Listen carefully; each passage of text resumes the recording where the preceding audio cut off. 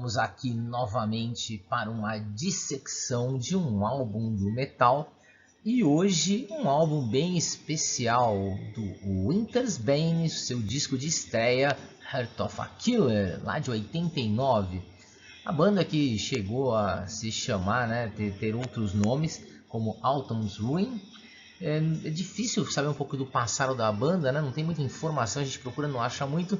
Até mesmo a história, né? Uma banda que não deixou muita história, assim, com informações das suas origens. Mas vamos falar de algumas coisas que são importantes aqui, porque essa é a banda que mostrou para o mundo o vocalista Tim Owens, né? Mais conhecido como Tim Ripper Owens, né?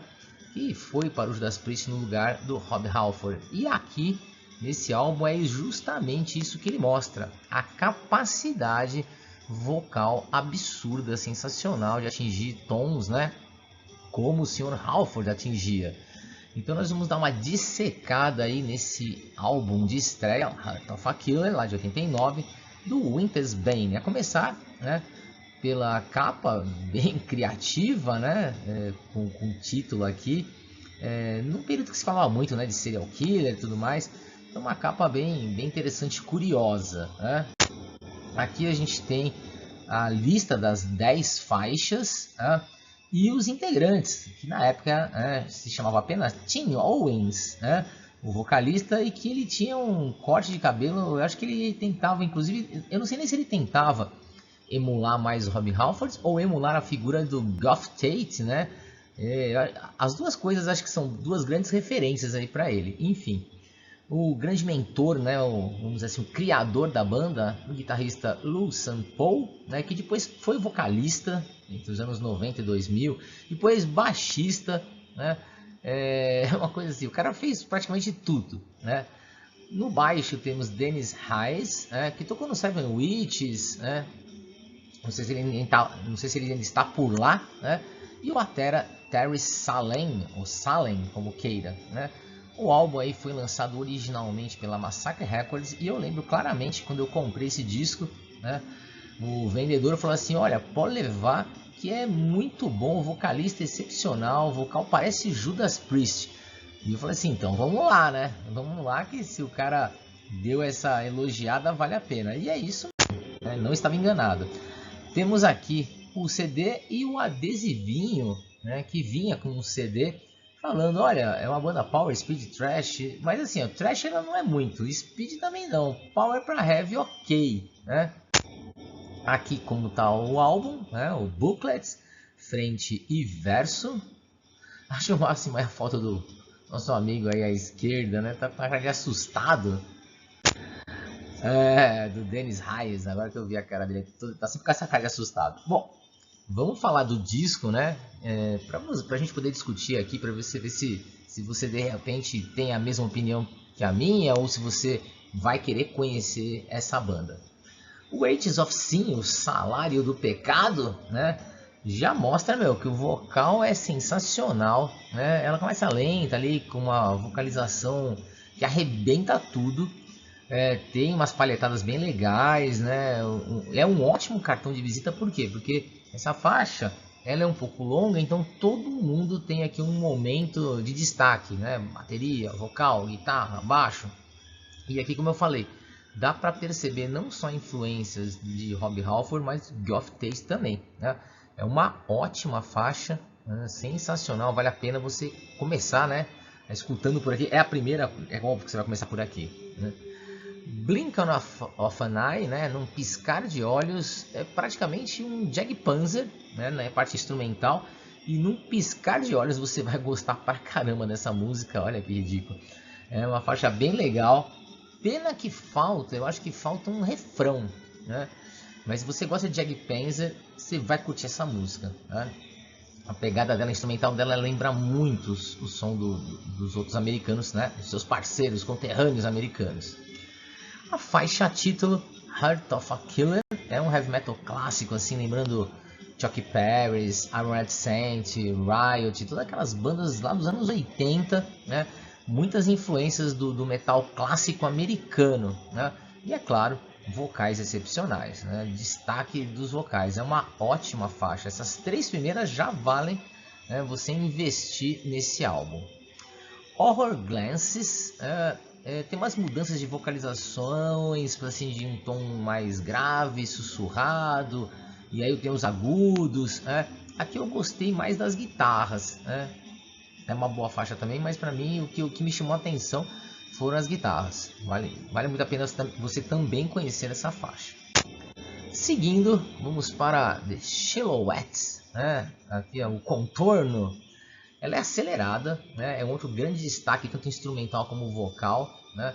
Diria até que talvez seja uma das melhores do álbum, né? Na minha opinião, porque ela é um pouco mais rápida, né? Então, meu, certeiro, né? Um álbum certeiro até agora. Reflections Within tem um início tranquilo, segue com metal tradicional, mas essa aqui eu já achei ela mais comum e sem muitos atrativos, né? Uma coisa assim que você fala assim, pô, legal, é uma faixa legal, ok, mas não tem nada que te chame muita atenção. Haunted House, putz, essa aqui é instrumental, lembrando muito Anvil, né? Aquelas guitarras soltando faísca, uns vocais em destaque. Acho que vou ficar com essa aqui como a melhor do disco, né? Então, tá eleita a melhor do disco, Haunted House, que é a Casa Assombrada, né? Excelente vocal, bateria também destacando, guitarra destacando, tudo muito bom. Olha, faz o seguinte, começa por essa. Você vai começar a escutar esse disco por essa faixa, né? Que acho que você vai curtir muito, né? Um metal de primeira aqui. Seguindo em frente aqui para finalizar o álbum, né? A gente tem aí, né, uma trinquinha aqui, né? A oitava faixa, Nightshade, né? Com início acústico, e depois lá vamos nós pro metal papo reto, né? Aliás, eu diria que essa faixa aqui é a mais próxima de Judas Priest, né? Lembra muito assim o Judas do final dos anos 70, assim, alguma coisa do Stained Glass, por exemplo, mas é claro com uma pegada, né, do metal do período desse álbum aqui, né, mais agressiva, mais rápida. Então aí depende, né? Pode ser que você encare aqui como sendo aí uma coisa mais cópia, ou como sendo uma homenagem, ou como sendo uma banda influenciada, né? Então aqui talvez você possa gostar mais ou gostar menos da música, né? A faixa título da banda, né? Ou a faixa que batiza a banda, Winter's Bane, né? Banimento do inverno aí, é instrumental. Poxa, eu fiquei pensando, será que não dá para fazer uma letra, né? Colocar uma letra na faixa? Se tivesse uma vocalização, podia ser uma excelente música. Mas enfim, ela é ótima, né? Instrumental é bem legal. Mas eu acho que eu poderia ter uma letra de repente, né? Para deixar ela mais rica. Não é aquela faixa instrumental que você fala assim, pô, instrumental legal pra caramba, nem precisava ter vocal, né? Acho que aqui merecia uma tentativa de umas letras. E fechamos o disco, né? A última faixa, Cleansing Mother, fecha aí no ótimo nível também. É uma versão mais rápida e sim direta de um Queensryche, né? Acho que ela é mais puxadinha para um prog metal pesado, né? É uma boa faixa também, né?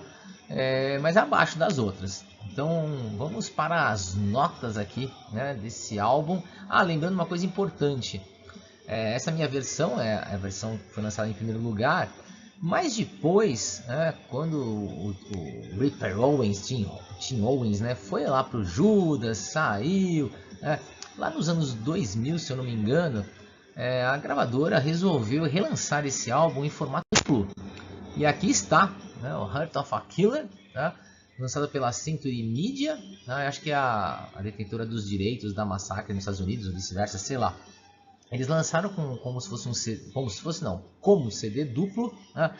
Sendo o disco 1, né, normal, e o disco 2 um live aqui e algumas faixas demo. O que eu achei interessante desse live, né, que são as músicas na ordem do disco, né? Só não tocaram The Winter's Bane, né? Então eu não entendi esse live aí, como eu não tenho esse disco, eu não entendi se realmente foi um show ou se eles separaram as músicas do disco, né? E não tem informação, né? Como eu não tenho disco e não achei nenhuma informação sobre isso. Fica aí, se você tiver essa versão dupla, me conta.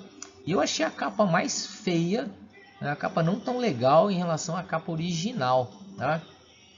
Mas enfim, se alguém tiver essa versão dupla, puder contar, né, como é que ela é, se ela é legal, se ela não é legal, pô, vale a pena, né, você contar pra gente aí sobre a versão dupla. Mas vamos avaliar então esse disco na versão normal. Vamos lá. Então, a arte nota 8, né? Gostei lá da capa originalmente. Ok, encarte ok, sem muitas novidades. Os músicos muito acima da média, né? Um 8,5 ali, quase um 9. Só não vai um 9 porque eu acho que assim, algumas coisas ainda podiam ser mais excepcionais ainda. Então, para chegar no 9, né, tem que ser muito bom. E 10, né, tem que ser EP. A produção acima da média, né? Mas uma produção simples de metal, sem muitas firulas. E as composições, nota 8, né? Ótimas faixas aí, 2 ou 3 faixas muito boas mesmo, que você precisa escutar, né? Perfazendo aí a performance, uma nota 8, né? Ou seja, um disco que você precisa pelo menos, né, conhecer. Eu acho que é um disco meio que obrigatório de se conhecer. Você vai adquirir, você vai colocar na sua coleção, aí vai de você, né? Mas eu acho assim, de 8 para frente, discos que merecem estar na coleção, né? Então ele está ali naquele limite de conhecer e colocar na coleção ou conhecer e achar que não precisa, né? Se você concorda comigo, escreve aí. Se você discorda, escreve também. Vamos conversar aí sobre o Winter's Bane, né? Quem tiver a versão dupla também conta pra gente como é que ela é. E fico por aqui, né, aguardando aí o seu comentário, tá bom? Valeu, pessoal. Até a próxima.